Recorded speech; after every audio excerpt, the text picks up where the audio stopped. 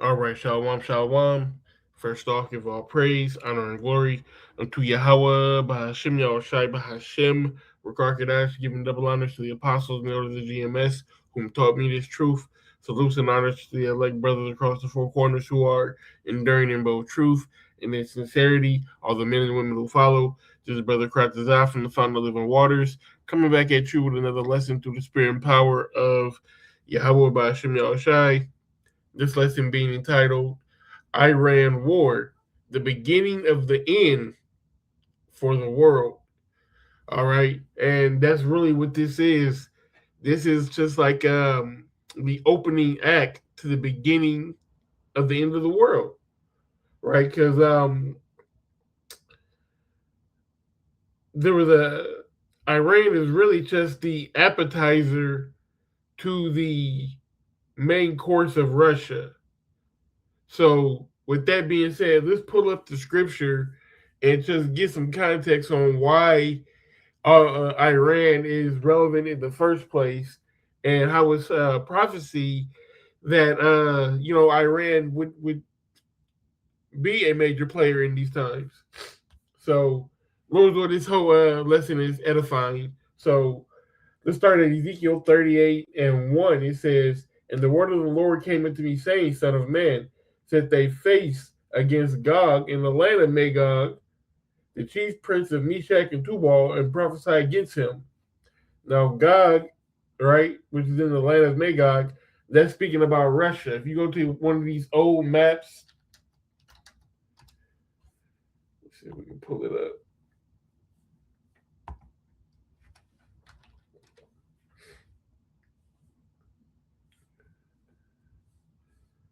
Let me see. Here we go. You see all that land right there in the land of Magog, right, is Russia. And as you can see over here is Persia, which we'll get to that here in a moment, because this is what we're dealing with mainly in this topic, dealing with the Strait of Hormuz and the war with Iran. Iran is Persia, but Magog, or the land of Magog, is Russia. Okay, so this is the Lord speaking about the Russians, right? It says, and shall say, Slakia, you would call right now. Hold on, Baba Washa Akim. All right, Salakia Akim. So let me see where that at. Verse 3 says, "And say, thus saith the Lord Yahweh, behold, I am against thee, O Gog, and the chief prince of Meshach and Tubal. I will turn thee back and put hooks in thy jaws. I will set thee forth, all thine army and horses and horsemen." Right? So when it says, let's stop and break that down. I will turn thee back. When you go back to the Soviet Union, right? You had these people. They were all one conglomerate, right? All one country, right? And then in the early '90s, they broke up into these individual countries, right? But back when they were one country, when they were the Soviet Union, they were very powerful, had a lot of uh, pull around the world, a lot of influence, should I say? Okay, and they were known for being very ruthless. Like you can see this right here, where it has you got Stalin and you got Lenin, and millions and millions of people killed just between these two right here. Go ahead and check out their butcher count. But it broke up into all these different countries, right? But what the Lord is saying here in Ezekiel 38 is that He's going to turn them back and put hooks in their jaws. So after the fall,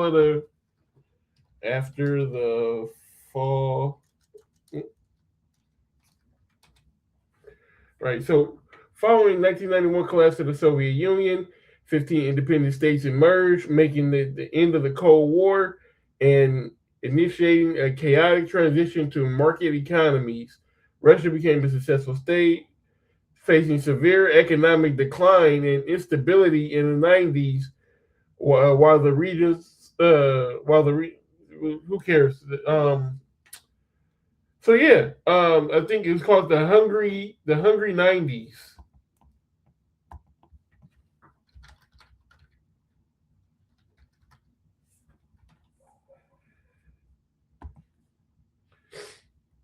Following the 1991 Soviet collapse, Russia experienced severe economic devastation, with nearly 50% of the population falling below the poverty line by the mid 90s.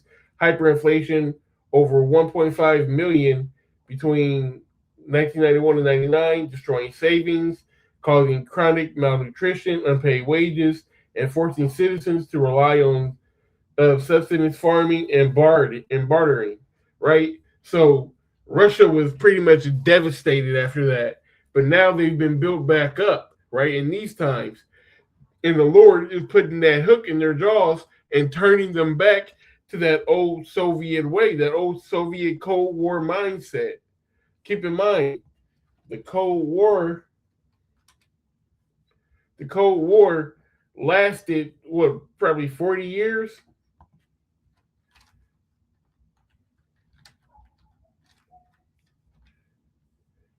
Yeah, the Cold War lasted 44 to 46 years, spanning from the immediate aftermath of World War II until the collapse of the Soviet Union, right, in 91. So the Lord is now turning them back to that mindset, right, which is what? Fuck Babylon, right? So this is why everything is really coming to a head now. That's why I said Iran is just the appetizer, right? Russia is the main course. But let's get to how we get to the connection between Iran and Russia. You know, like I said, Lord, what is edifying. This ain't gonna be a short lesson. You know, we here to learn today. So if you're here to learn, Bible Shah, put your thinking caps on, get your pens and pencils out in your pads, and you know, let's really get into it. All right. Says I will turn verse 4 says, and I will turn thee back and put hooks in thy jaws, and will bring thee forth, and all thine army, horses, horsemen, all of them clothed in all sorts of armor, even a great company with bucklers and shields, and all of them handling swords. So he's now the Russian army is strong again. The Russian presence around the world is seen. The influence is back, right? People need Russia. Russia has a lot of different resources, right? That people, mainly Europe, use Russia for their natural gas, and you know that's a whole other subject. But um, Russia is one of the main superpowers in this world, right? Right along with Babylon, right? So it says that they're even a great company with bucklers and shields, all of them handling swords. Persia, which we said modern day Persia, is Iran, right? And we can go to our, let's see, we can jump ahead. It's like you know, Iran is right here. You see with Saudi Arabia and the Persian Gulf. Ironically, the Persian Gulf is right here by Iran. It's not a coincidence. They're one and the same. So let me pull this back up.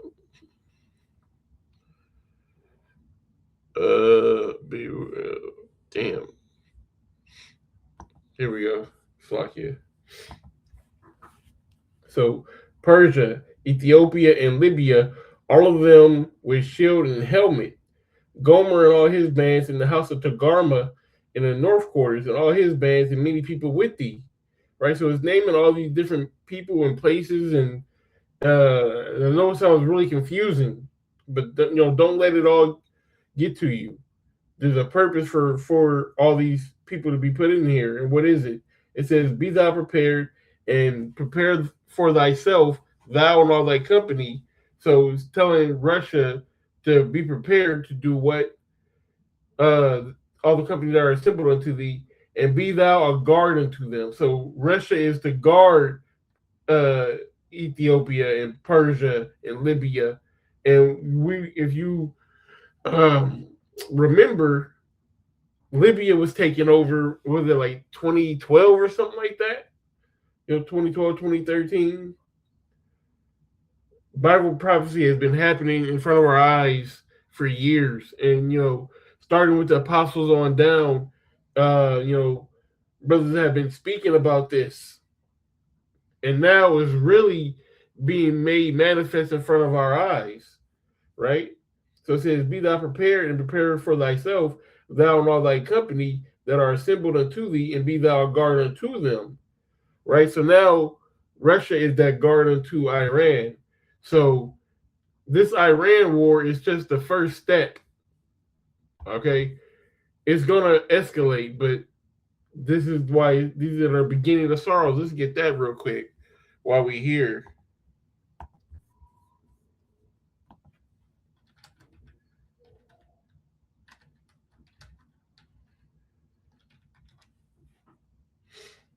That might be in the Apocrypha.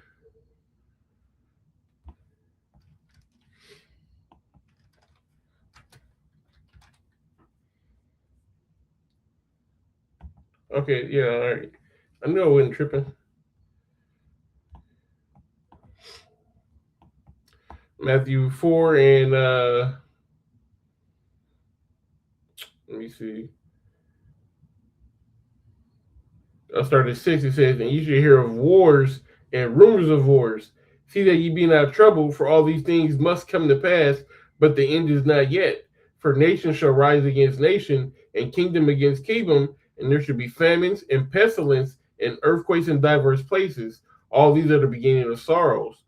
And we're going to get into these famines, okay, and these pestilence, because this Iran war is definitely going to be a direct result causing these famines and some pestilence, right? Because of the lack of resources that are be going around, all right, amongst other things. So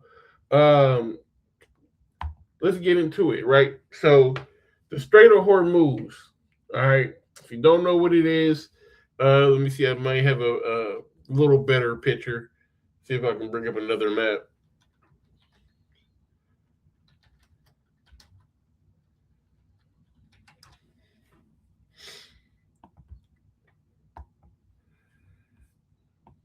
Here we go. All right, so the Strait of Hormuz, it's right here by Iran in the Persian Gulf, right? That's literally what it looks like. So it's a very slender waterway. So to give you an outside view, that's India, is the continent of Africa, Egypt, the Arabian Peninsula. Israel is right here. Russia is up there. Afghanistan, Iraq, but we're speaking about this one waterway right here. And let's see, it says, and I got this from Google, because I made a statement that this was the most important waterway in the world, but then I said I don't want to just use my you know quote expertise, the Lord, the gifts that the Lord gave me, but let's put it in Google and see what Google says. And Google said this. It said the most important waterways in the world are the Suez Canal, which is in Egypt, the Panama Canal, and the Strait of Hormuz, serving as critical arteries for the global trade and energy security.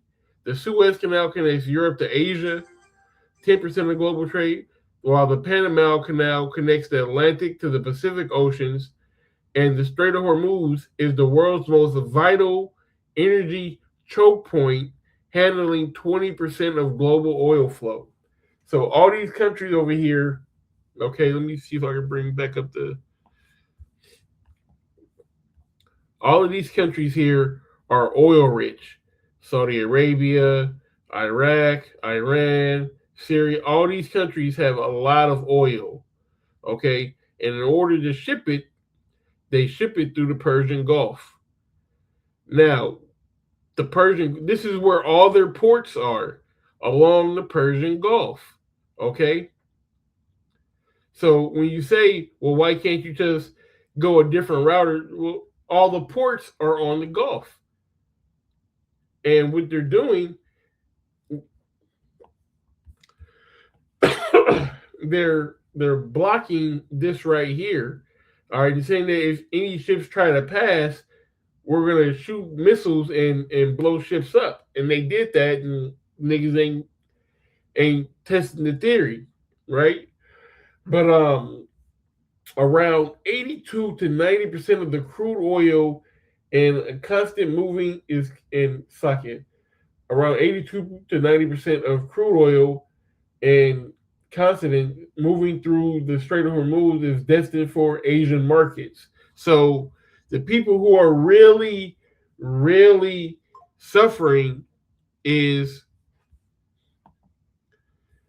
right East Asia and Australia. So your India, China said they're not sending out no oil. China produces a lot of oil, but they also import a lot of oil as well. They not sending no oil out. Fuck all you niggas. We keeping our oil for us, right? Even though they have a deal with Iran, Chinese ships are probably getting through, but still, this is causing a chokehold on the world. All right, everybody's doing bad. We got some videos and some articles here that we're gonna get to, but just kind of want to set the scene. All of these countries, your Thailands and Vietnam, the Philippines, Papua New Guinea and Indonesia, Australia, all these little islands, Tahiti and all. These used to be paradise over here, but paradise is now turning into a nightmare because they can't get any oil, and oil runs the world. The world runs on oil. You need it for your cars. You need it for your house, for your generators. They use it to make all kind of different everyday household items that we use, plastics, all kinds of stuff. The fertilizer, which that's going to be a big part. We're going to get into that soon. But just kind of set the scenes. That's why this is the end for the world, not just for America. Everybody's doing bad. Everybody's pointing their finger. I don't want to jump the gate or jump the gun too soon. So, Baba Kushaya, bear with me. But the squeeze is getting tighter, right? So let's it says so as Iran keeps the strait blocked, oil prices are going to keep going up and gas prices are going to rise. So let's get into the first video I have. Let me see.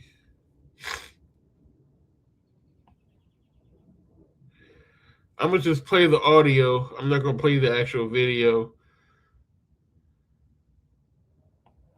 I'm not one to fearmonger, but I do believe that this is something that everyone should take into consideration when talking about the state of affairs. So I've been listening to a lot of people's takes and how the fuel prices will affect certain things, but I don't think people really understand the magnitude of how this is going to play out. And see, I've been a truck driver for 8 years. I've been a container driver for about 4 years, and I'm seeing a lot of shifts in the container side of trucking. And when it comes to fuel is getting up there in almost $6 per gallon for diesel. And people are saying that if oil gets up to $300 a barrel, that's going to equate to about $15 per gallon. And do you know what $15 per gallon for an 18-wheeler will cost? You're going to see a lot of companies, small companies, big companies, go out of business. They're going to take their losses, and they're going to get out of Dodge. And it's going to happen rather quick, right? So when you have a shortage of trucks moving product, you're going to have it's going to take a lot more time for that product to get on the shelves, because there are only going to be a couple of companies that's going to be able to move this stuff. Yep. And I was just in a driver's meeting 2 weeks ago. Yeah, I was in a driver's meeting about 2 weeks ago. And these companies that ship their products to the US, they're stopping. They're stopping solely off of fuel. Because once the fuel goes up, then the companies hauling said products have to charge accordingly to ship to move that product to wherever it has to go. And a lot of companies are they are getting rid of their contracts with a lot of these companies. So a lot of these companies are losing contracts due to fuel. So not only will you have a large amount of companies going out of business strictly on fuel, but you're going to have a longer time for said materials to get to us due to no one being able to move it. Yep. So with that being said, I would rather you play it safe than sorry and start stacking up the stuff that you need to get, that you normally get, because I'm not saying that it's going to be a desert out here, right?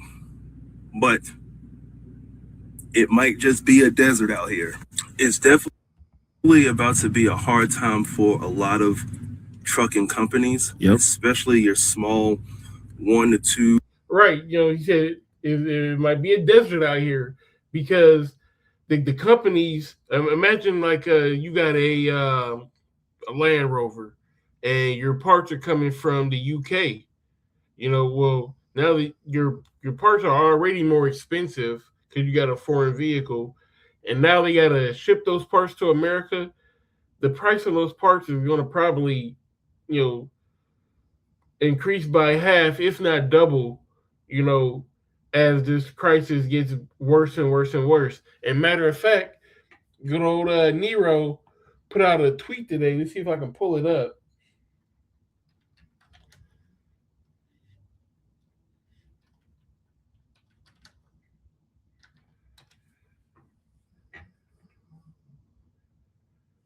Let me see. Bear with me.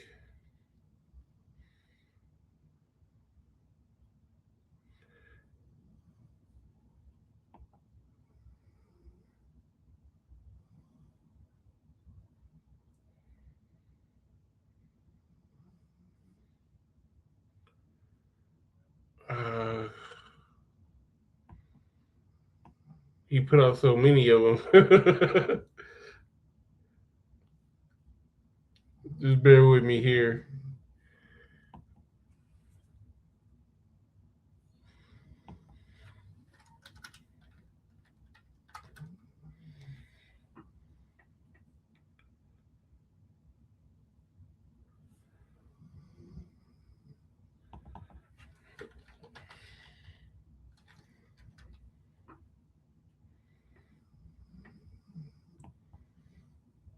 It was the Washington Post is reporting about it. So, damn you, Washington Post.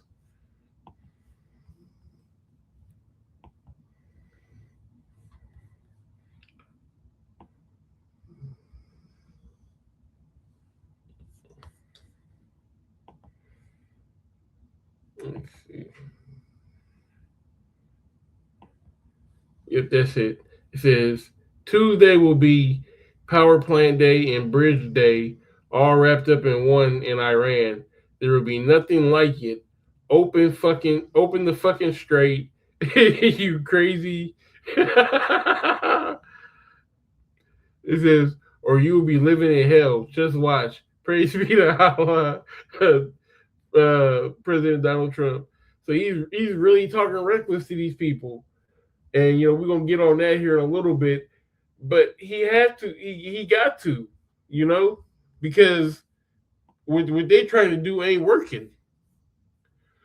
And it's just gonna keep getting worse. Okay, it's gonna keep getting worse and worse and worse, and it's gonna trickle down into civil unrest here in America. Now, I don't want to go too deep into how it's gonna look here stateside. I'm gonna reserve that for the next lesson. I really want to concentrate on how the world is gonna really react to it. But you know, within that, you know, I guess we can talk about it. Not really in depth, but you know, we can go surface level with it. I think it's a little bit more in this video, and we're gonna keep it pushing. 2, 3, 4, maybe 5 trucks, it's going to be a hard time for them. It's going to be hard for your mid-sized companies. It's going to be hard, very hard for your larger companies as well. So at the end of the day, to the truckers, know when to hold and when to fold. Okay, hold on. So that's all I want with. He has another one. Man, this whole, I'm gonna just slow it down and just bring it over so we can watch it. You know, fair use, fair use. Not making any money off of this video. You know, it's for educational purposes only. So that boy Will don't get me. You know what I'm saying? I watch all your videos, bro. Don't put a strike on me. I'm telling you that this ain't convince you it's chocolate. I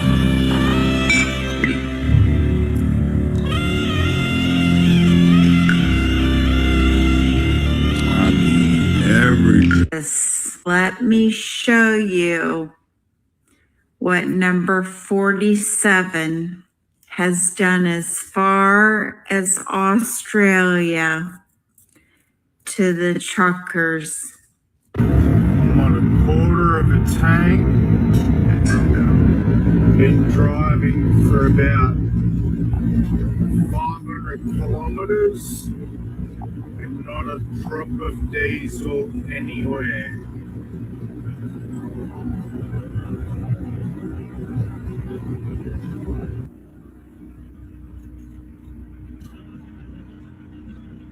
This is a service station that's run completely out of diesel.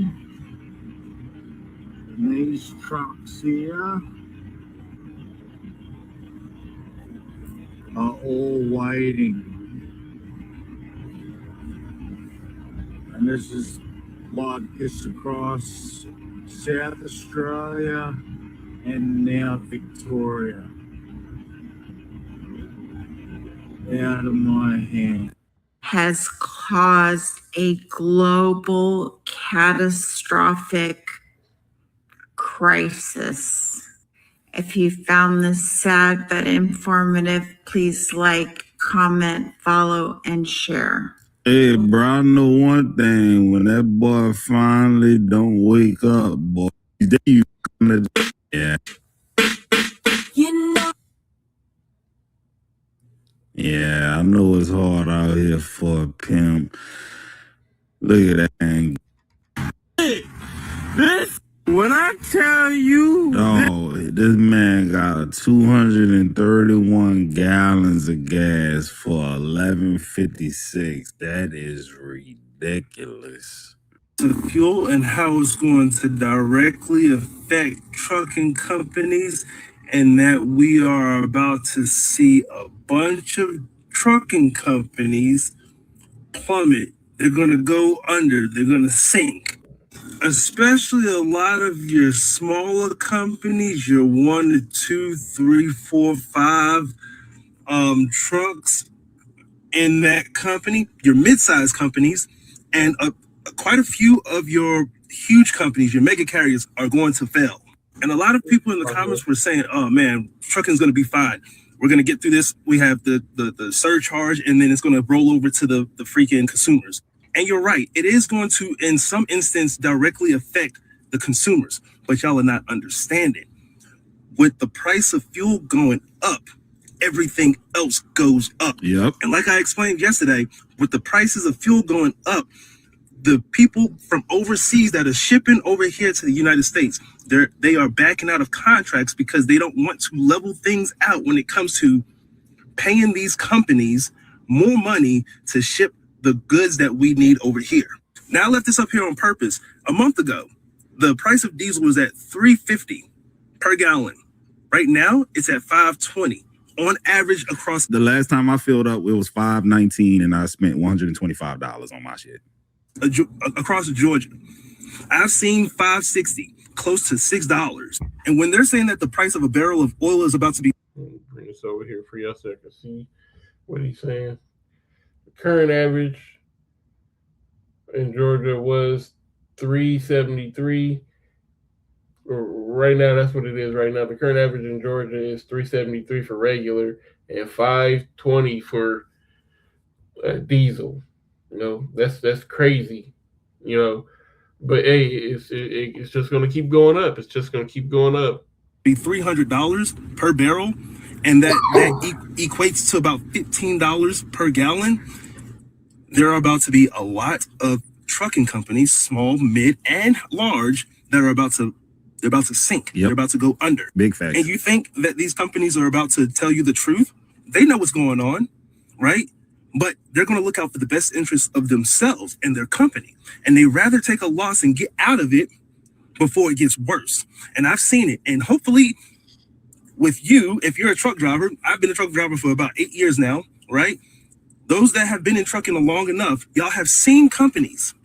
You have seen companies bring their drivers in and tell them to come back to the yard and tell them to hand over the keys. Just like that. No 2 weeks notice, no weeks notice. Just hand the keys in and find your way back home. Yep. Now, I've been in trucking for 8 years, like I said previously, but I've been hauling containers for about 4, right? And it says container ships transport. So you can see what he just reading this.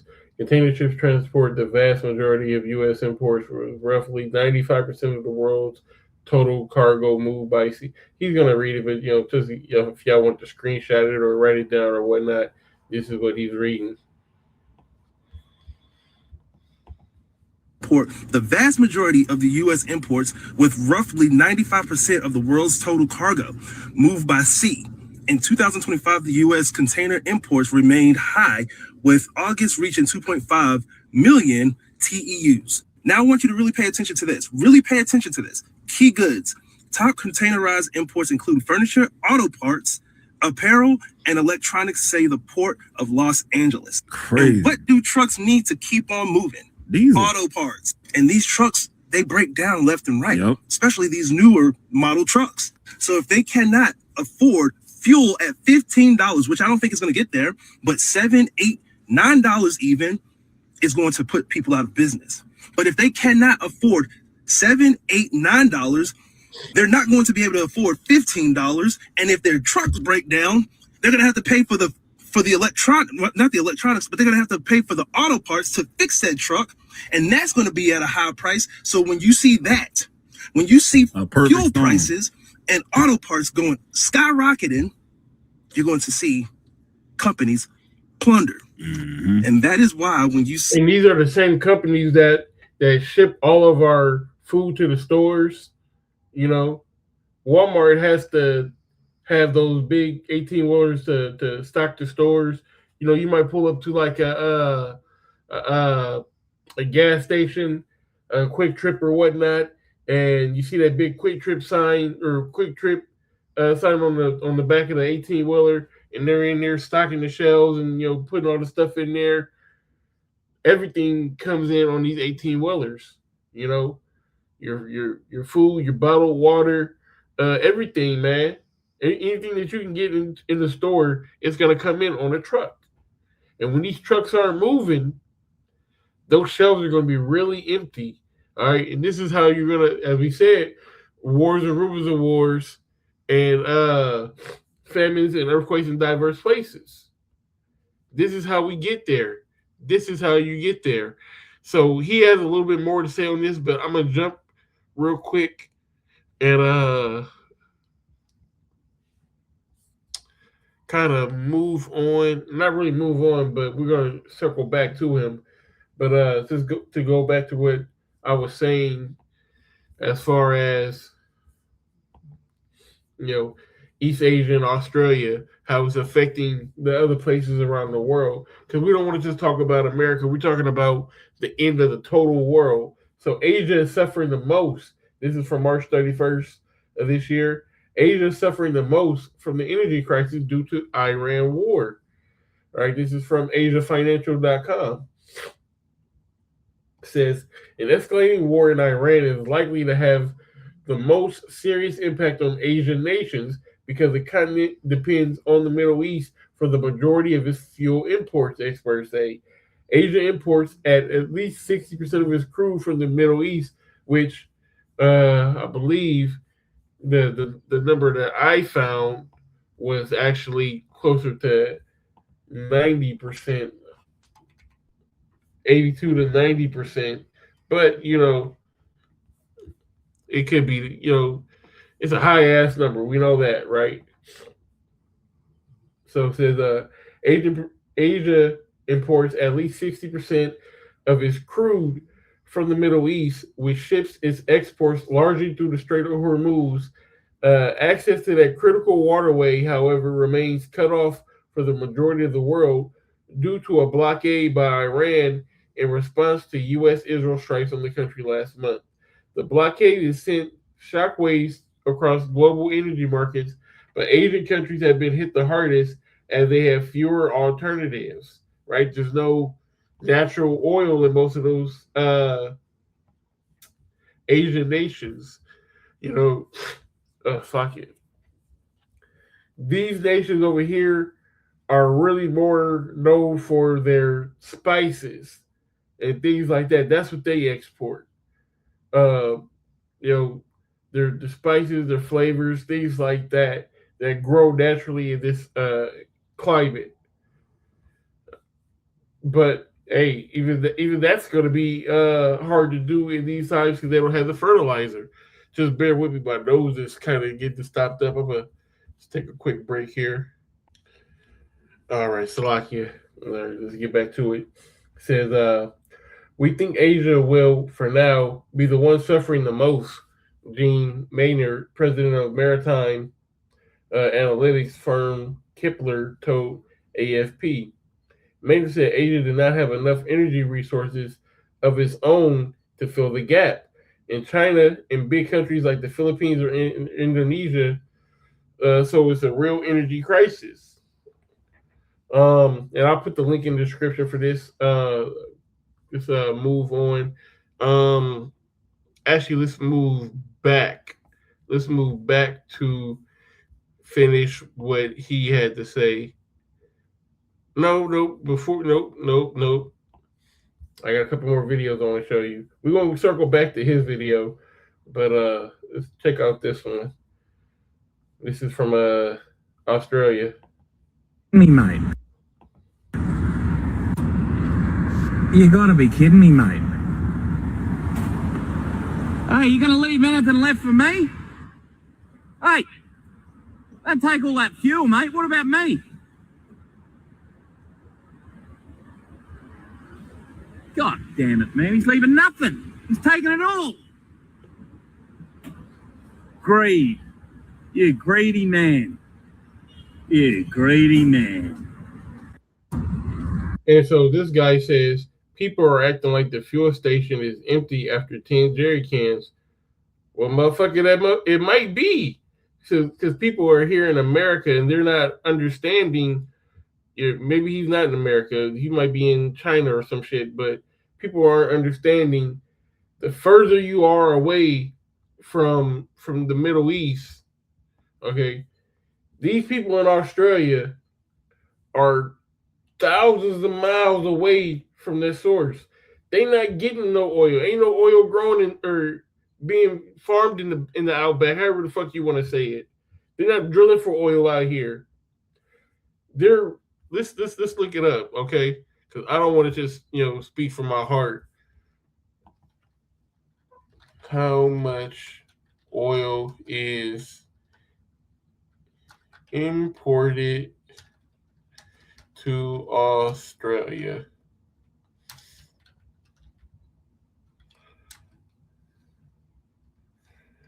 Let me see what percent.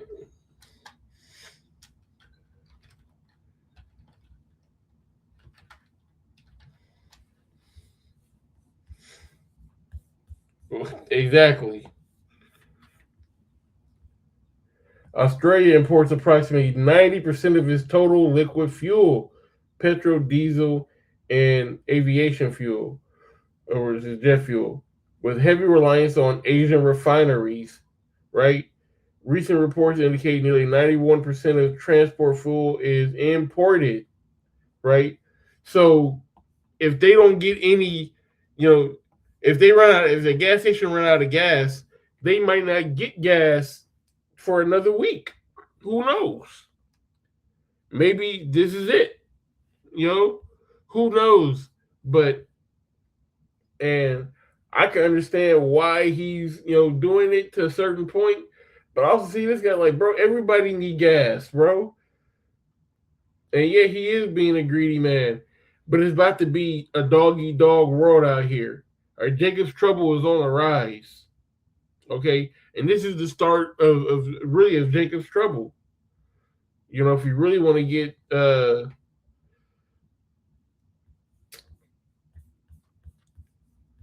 if you really want to get real with it, man, this is the beginning of Jacob's Trouble. So let's get that.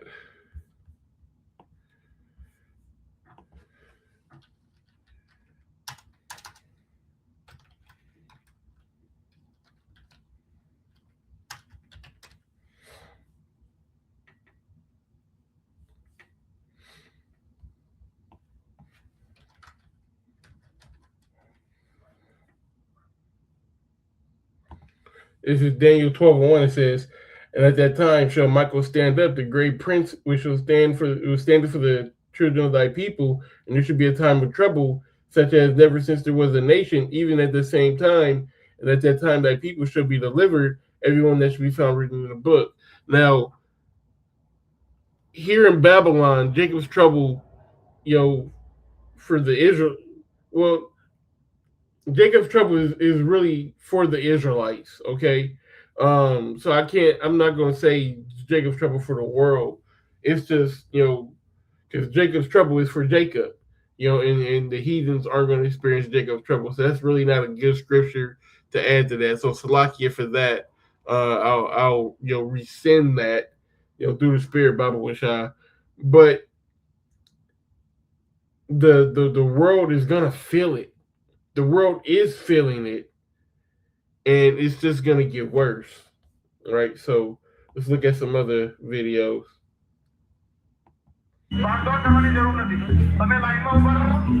Police have deployed to petrol stations in the Indian state of Gujarat to help manage long lines.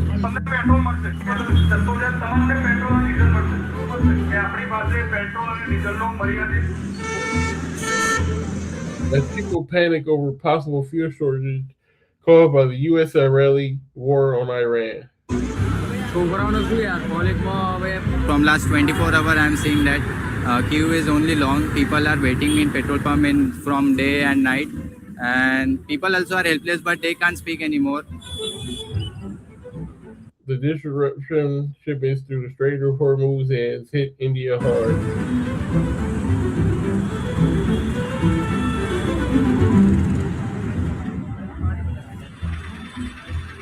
India expenses more than 40% of its crude imports and 90% of its liquefied petroleum gas imports through the strait. It's not 90%, same as Australia. These countries are going through it, but you're not feeling it here at America because America produces a great majority of its own gas.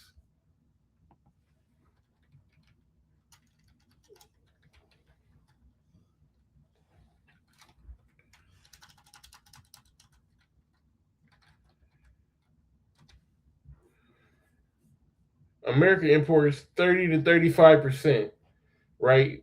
With Canada provide about 60% of that 30%.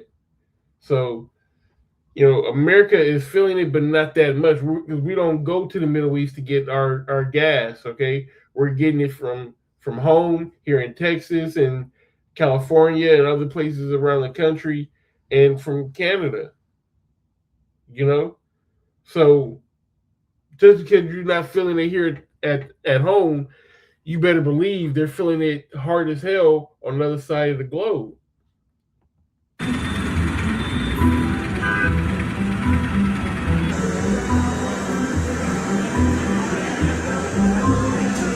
सब बोल रहे हैं उस हिसाब से भरवाना है, वरना तो सब बोल रहे हैं कि भाई पेट्रोल की कोई किल्लत नहीं है, मगर पेट्रोल पंप पे देखते हैं तो काफी मतलब भीड़ भाड़ लग रही है, तो उसी हिसाब से लग रहा है कि पेट्रोल ऊपर से Right. मिले ना मिले तो भरवा के You got people saying that the authorities saying, "Oh no, it's fine, it's fine."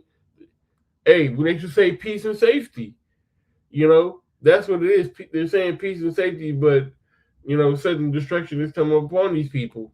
रख देते हैं, उस हिसाब से भरवाने के लिए आ गई है। All right, next one. America, who gas and energy is being usurped. See, this India right here, it's been a 2-3 day shutdown. They got it's Cuba. So this is Cuba.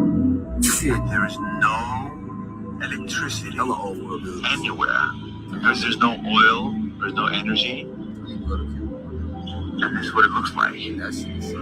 Except that hotel. That's a five-star hotel. That's it. Right. That's about it. And that's in Cuba. Let's see, we're Cuba.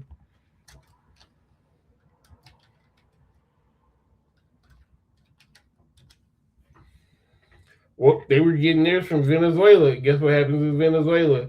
They got taken over by America. And now America ain't messing with Cuba. You know? These third world countries, these smaller countries around the world, they're feeling it. Okay? And it's coming to a theater near you. And it's going to leak into the food as well. Right? So hold on. Let me Okay. So before we get into that, let's actually finish this video. Was there more in this video that I wanted to get? This was a very good video to watch, but I'll link it in the description. Yeah, so we just finished up what he got to say. So let's take this off the screen and allow him to talk. See, in my last video, a lot of owner-operators are saying, hey, I might just put my truck down. And they may just go work for a different company until things level back out. That is why. That is exactly why. Because they are not going to be able to afford, if the truck breaks down, the fuel, and these companies with multiple trucks are not going to be able to make it. They're just not. Yeah. Doom and gloom. That's what it is. But shit getting real in the field, man. Shit is getting absolutely real in the field. The decisions that number 47 is making are literally decimating American people, bro. All right, I'm glad he said that because we're talking about Nero, right? Good old Nero. All right, I got some notes here. Just want to kind of go through, making sure I'm hitting all my points. Yeah, so the troubles are beginning. The curses, really, it's curses, manifesting around the world. The world is feeling that squeeze now. All right, and the squeeze is just going to get tighter and tighter and tighter. So let's talk about the food. All right, there's two ways that you can look at it as far as the food goes. You got the actual food that grows, and you got, access to the food in the stores. Actually growing food, as far as that's concerned. What do you need to grow food? You need fertilizer. That's what, hey, call all your Bashir Shai. There is another video on here that we need to watch. Just bear with me. My mouse is lost. Here we go.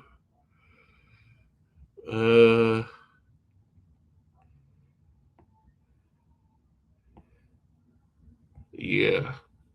All right, let me slow the video back down.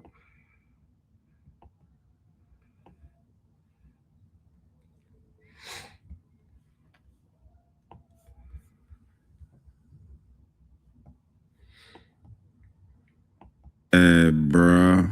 You know it's sad when a dude delivering the gas telling you it ain't shit. Bob brings tears to your eyes. The war has caused the price of diesel to increase by about $2 a gallon. Mm-hmm. So truckers and farmers are really struggling before they can even begin their day's work to fuel up their tanks. Imagine having a row tractor. We're talking 100, 200 gallon tank. I caught up with a farmer in Vinton, Iowa, who's facing that reality every single day. Start getting nervous every time you have to fill this guy up now. Yeah, there goes $300. That was $300 just now.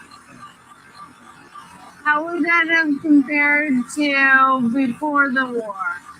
Probably 150. Probably 160. a little over 2, maybe less. And how long will these $300 worth of diesel last you? If I work all day, not the whole day. We've got 5 tractors, and our big one, we'll burn a couple 100 gallons, 300 gallons a day, and that doing, heavy tillage. And so, we could easily go through 500 or 600 pretty quick. Right, it's not the old school days. All right, we're not using an ass, with a hoe strapped to the back of it to till the land. All right, people are using these tractors. Everything is commercialized.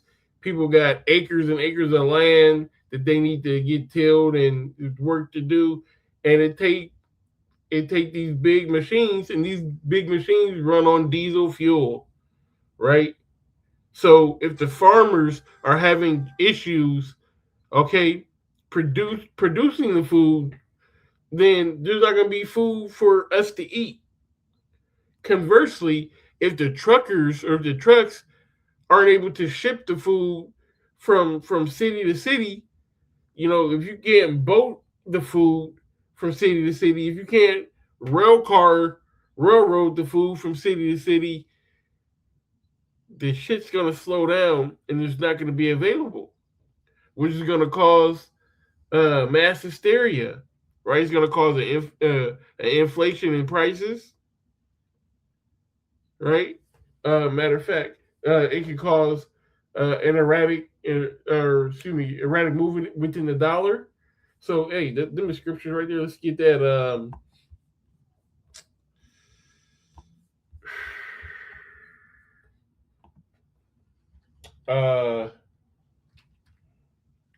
Habakkuk.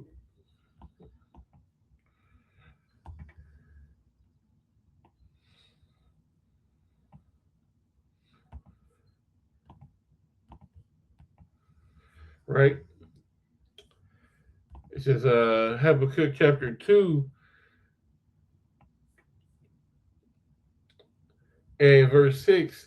It says, shall not all these take up a parable against them and a taunting proverb against him and say, woe to him that increaseth that which is not his? How long? And to him that ladeth himself with thick clay? We know it's talking about the so-called white man, right? Who's increasing himself with that which is not his. There's, the stolen goods, the stolen legacy, everything that the so-called white man has stole. But that thick clay, that is the point. The thick clay is the debt. I bought you, right? We already at fucking 37 trillion or some shit like that in debt of the nation. And this can break the fucking dollar. Which is what they want to do so that they can bring in the MOTB.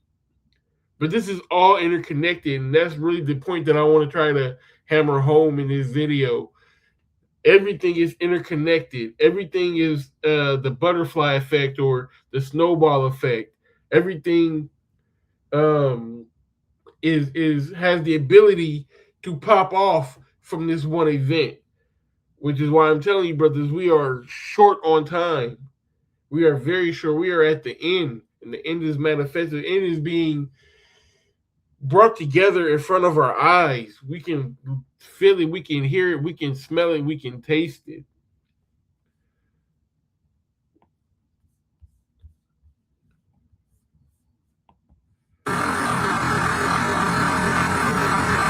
Bob brings tears to your eyes.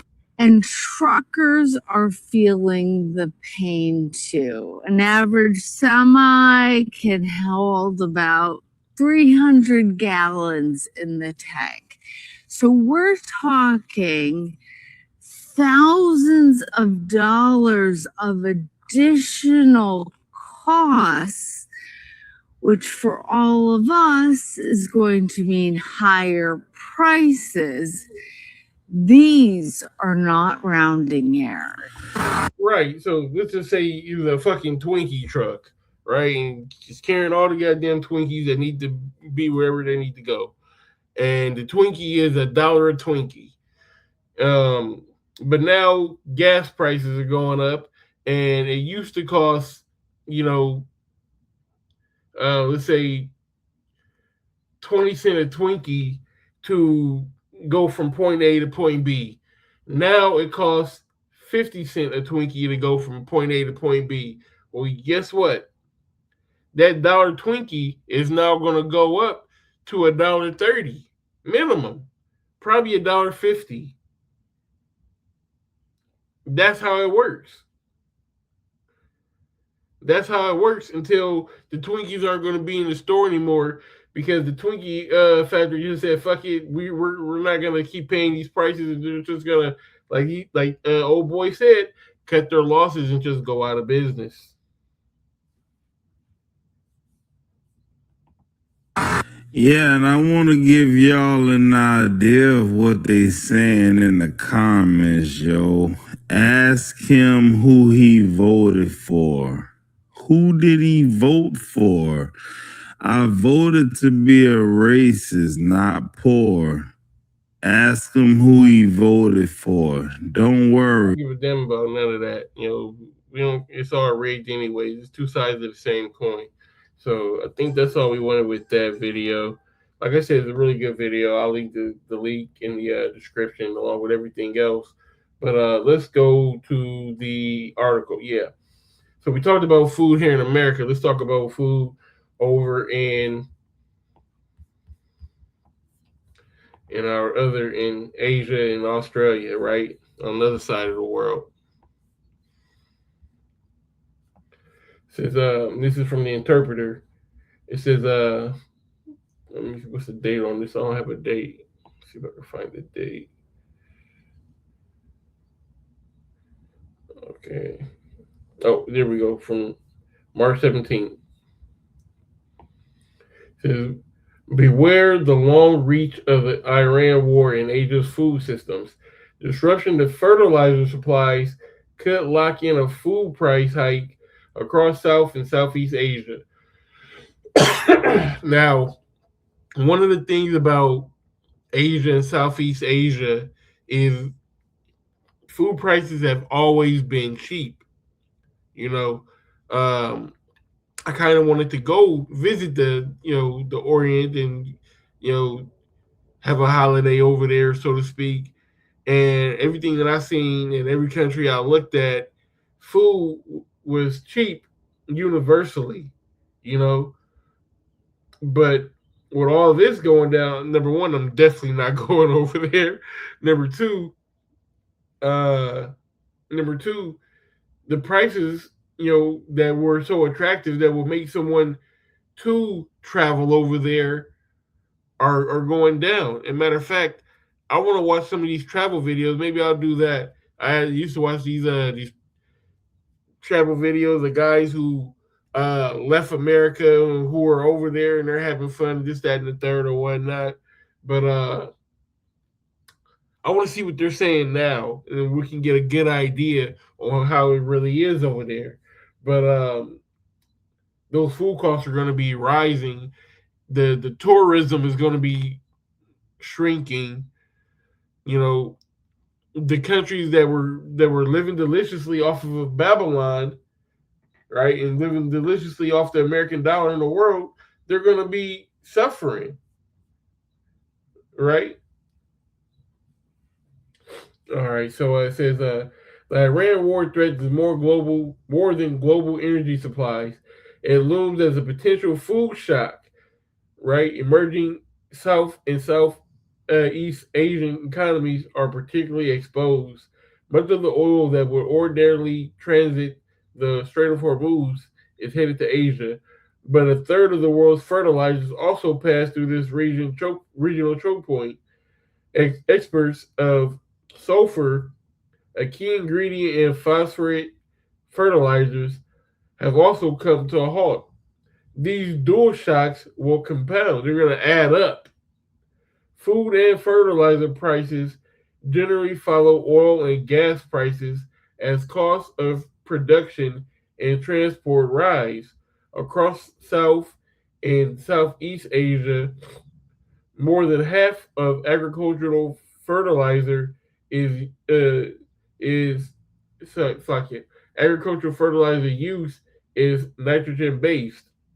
Prices for urea, a widely used nitrogen based fertilizer, are reportedly already over 40% higher in Southeast Asia than pre-war levels. 40% higher to farm.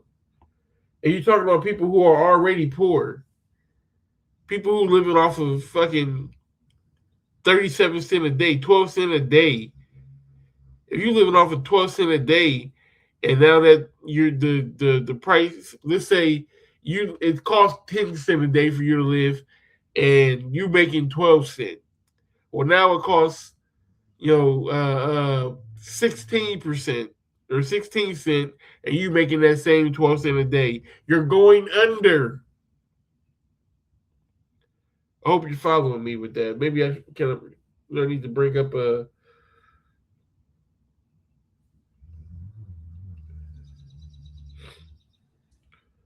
Let's just bring up. I got my holy days right here, but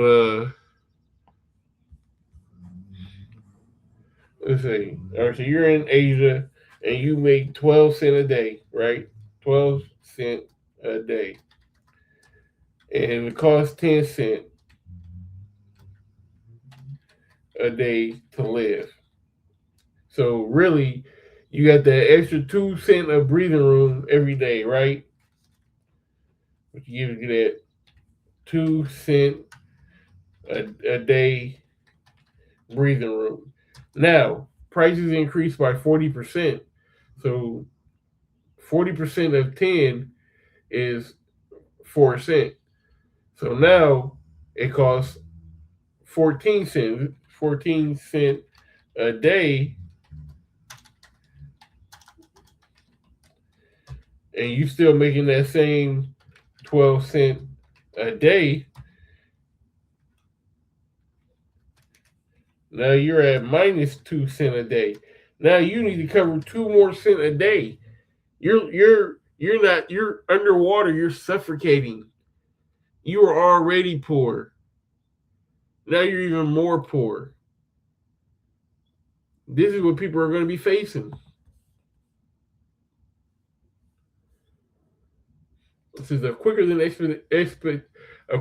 expected recovery for energy markets is possible in response to U.S. President Donald Trump's comments. All right, I'm not going to read all of this because, like I said, there's still articles. I got a whole other section that I'm trying to get into, and we're an hour in now.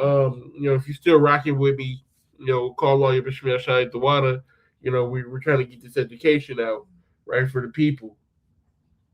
So, and all the links are in the description. So if you want to read more, go ahead and read more into it, right? So let's get into the final segment of today, which is when friends become enemies, because this is a map of NATO, all the NATO countries, right? The North Atlantic Treaty Organization.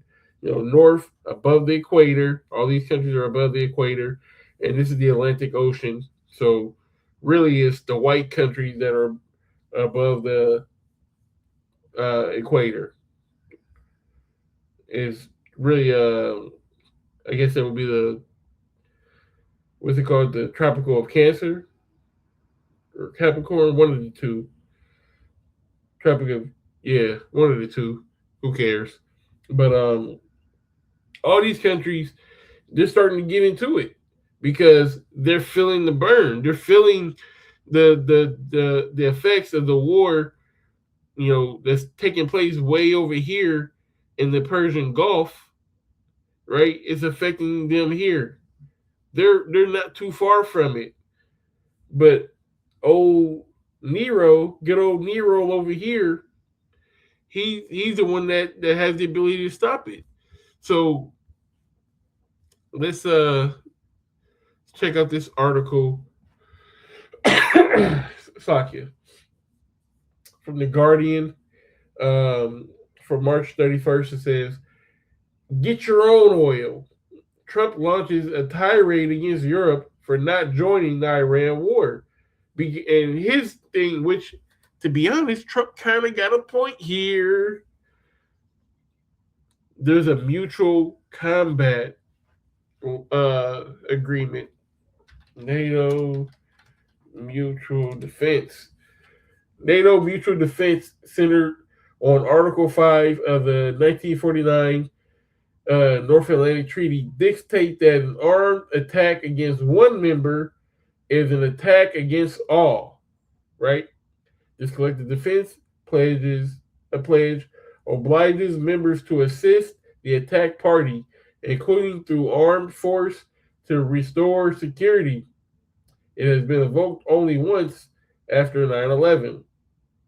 Well, guess what? The U.S. is at war. Is Europe helping? Hell the fuck no. Dude, they saying, nigga, that's your business. You go ahead and you do that, Nero. We don't want no part of it. But every single time, one of these little countries get into a skirmish, you got Ukraine going to war with Russia right now. Who's sending all the fucking money? Good old Nero is sending all that money across the pond, helping with World War II, helping with World War I, helping during the Cold War, helping during all of these. And guess what? They ain't sending shit back. So Trump is saying, fuck you. Y'all go get your own goddamn oil then. Fuck your crisis. If y'all don't want to help, which I can't be mad at him. But it's all prophecy. It's all prophecy. So it says, many countries in Europe have called the conflict illegal, with some blocking Israeli and U.S. planes from moving weapons through their airspace. Donald Trump launched a tirade against European countries that refused to join his war against Iran, calling out the UK and France as transatlantic relations soured from the spiraling conflict that has wreaked havoc on the global economy. All right. Slakia. On this Truth Social website, Slakia, U.S. president told governments worried about fuel prices to go get your own oil by force from the Gulf. Comments that sent oil prices even higher. Later on Tuesday, Trump said U.S. forces would end the operations in Iran very soon, invoking a timeline of 2 to 3 weeks as his administration pursues talks with Iranian authorities. But they don't want to hear nothing. You can't talk to these people. Fuck all that. You done killed their leader. You've been bombing them. We're going to send them back to the Stone Age. You can't bargain with these people. All right? And you're not going to be able to bargain with Russia. That's what the scripture says. Let's get that while we're here.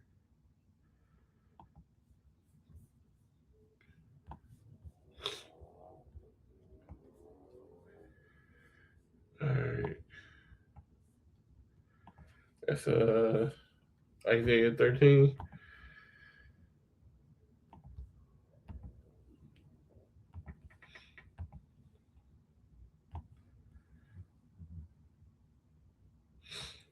It's Isaiah 13 and 17 says, "Behold, I will stir up the Medes against them."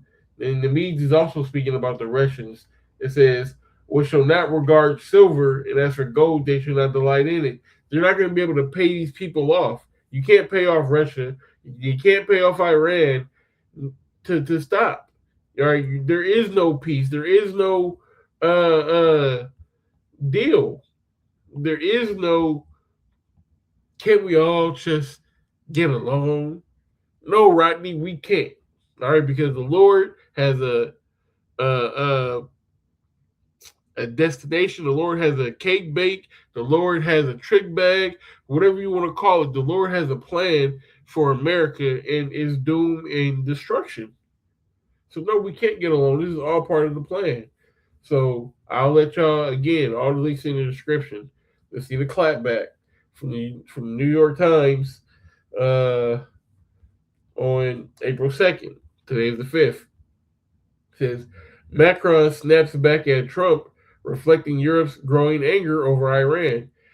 President Emmanuel Macron of France is among several European officials to speak out about the cumulative effect of President Trump's criticism of NATO and his war in Iran. It says, after absorbing a steady drip of anger, contempt, and mockery from President Trump over Iran, Europe's leaders have begun to snap back, and President Emmanuel Macron of France has emerged as the most vocal. On Thursday, Mr. Macron lashed out at Mr. Trump for what he said was an unserious approach to the war and unhelpful attacks on NATO. When we're serious, we don't say the opposite of what we said the day before, Mr. Macron said during a visit to South Korea. We're talking about war. We're talking today about women and men who are in combat, about women, men, and civilians who are being killed. Mr. Macron says we're also talking about the impact of this war on our economies, right? He's like, hey, look, this ain't no fucking game, bro. Ain't nobody playing with you. But the thing is, Nero not playing with y'all either. All right. What does the scripture say? The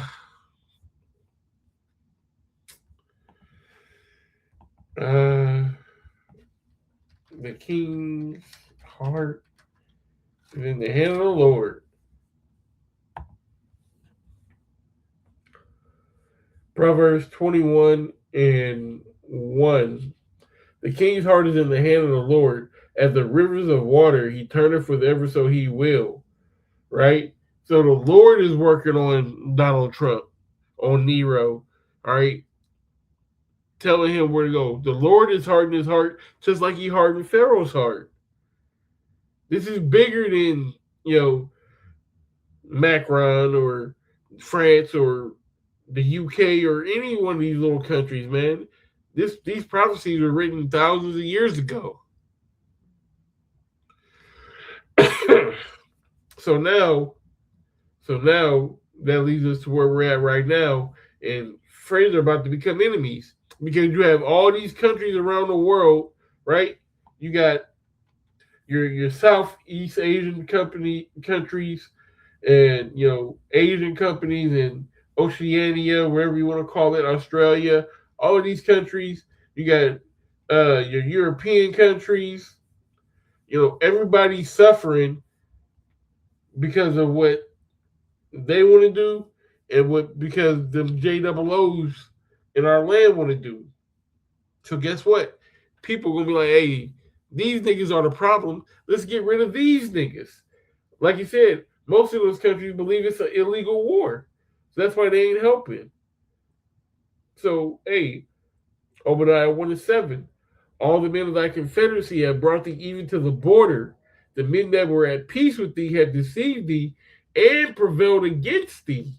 So they're going to prevail against America, right? All they that eat thy bread have laid a wound under thee. There's none understanding in him, right? So the people who you used to be buddy with, y'all got NATO, mutual defense, y'all running the world.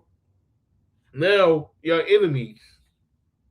And what's going to happen once those that enemy manifests?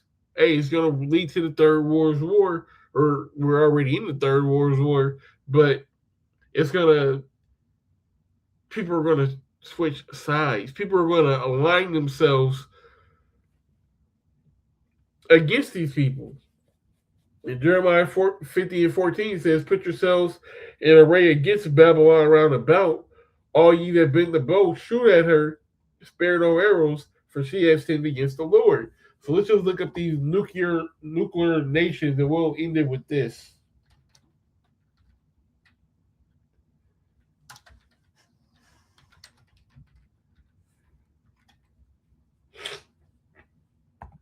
Nuclear nations, right?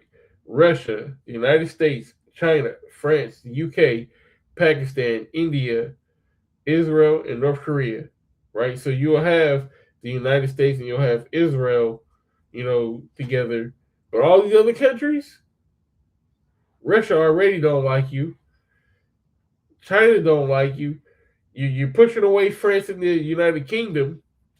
Pakistan and India, they're drowning in goddamn oil debt, or not oil debt, but you know what I mean. We just watch videos. We seen what they're going through, being caused by the United States and the JOOs.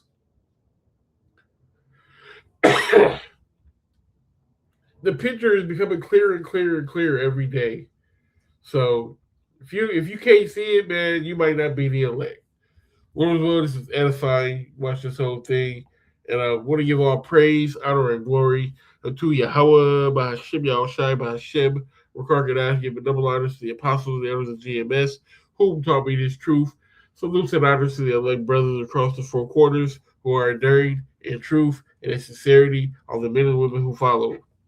Shalom.